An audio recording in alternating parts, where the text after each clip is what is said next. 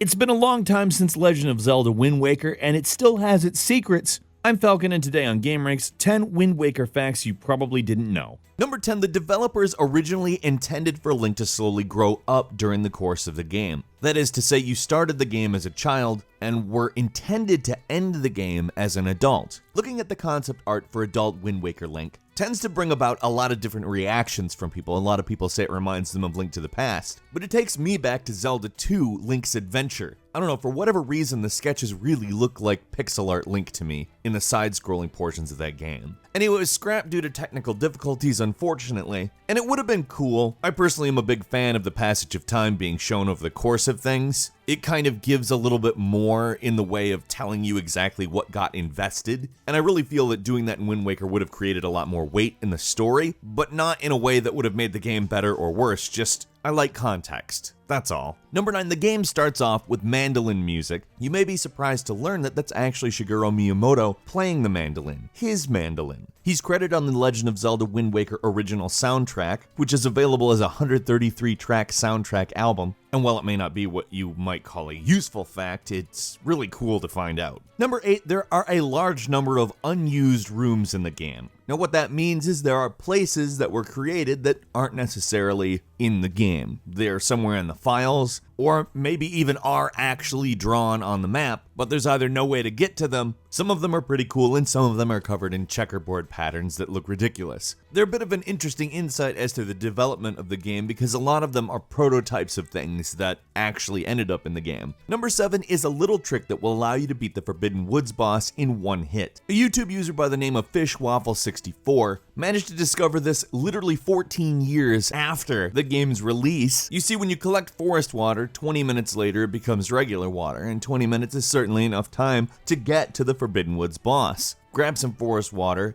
glide over to the Forbidden Woods, get to the boss, knock him off the ceiling, and dunk him with water. He writhes around in pain for a while, which you're not too upset about because he just tried to kill you, and that's that. Number 6, in the Hyrule Historia, it was revealed that concept art showed an island that was actually kind of a Gamecube. It was meant to look like a Gamecube, but be a small island that Link could find. Now, nobody knows why it wasn't in the final game. It would have been kind of a fun Easter egg, but my guess is that it was a Gamecube and not an island. Number 5, the director of the game, Eiji Aonuma, founded a brass band called the Wind Wakers that's comprised of 70 Nintendo employees. They perform 4 concerts a year, that's one every quarter, and have done so since 1995 when they didn't actually have a name. Number 4, a father at one point got the ROM to Wind Waker and used it to make a hacked version that his daughter could play where Link was a girl. Obviously, it didn't actually change the game a whole lot. It just changed what pronouns were used when describing Link or talking about Link or talking to Link. It's just a nice thing for a parent to do for their kid. The Zelda games have always been very locked in as far as character goes, and a lot of newer games allow you to make your character. And while certainly that makes less sense with Link, as the point of Link is simply to provide an avatar for you to experience a story through, I can understand how this would be better for a little girl. It's nice. It's good when parents do things to involve their kids in their hobbies, but makes them accessible instead of forces them. Number 3, the game's art style was a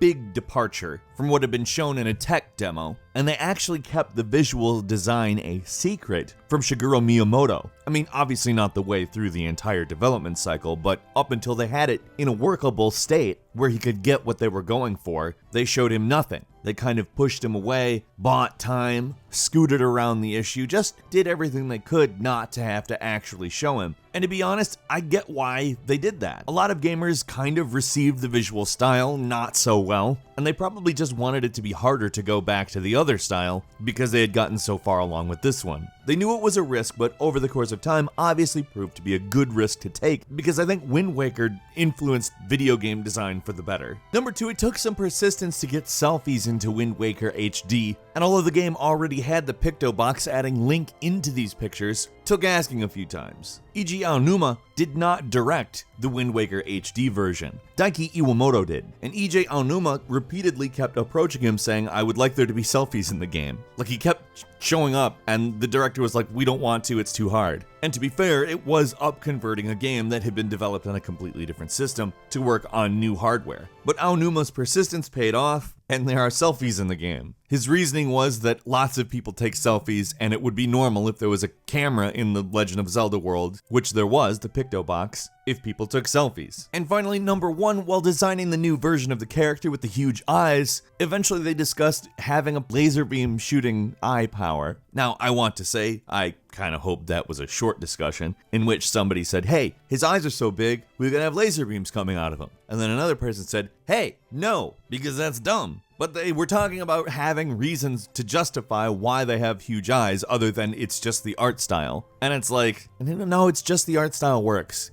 That's fine, we don't need laser eye Link. And a quick bonus fact for you as well, Assassin's Creed Black Flag was actually inspired by the water parts of Wind Waker. They cited it as a game they researched to figure out how to make sailing not boring. What's your favorite thing about Legend of Zelda Wind Waker? It is such a varied experience with many new types of gameplay that were introduced in that game, with beautiful visuals that changed a lot of what people expect from video games, and I'm sure you'll have plenty to say. If you enjoyed this video, please click like, and if you're not subscribed, now would be a great time to do so. The best way to see our new videos, which we upload every single day, is of course a subscription. As always, we thank you very much for watching this video. I'm Falcon. You can follow me on Twitter at FalconTheHero, and we'll see you next time right here on GameRanx.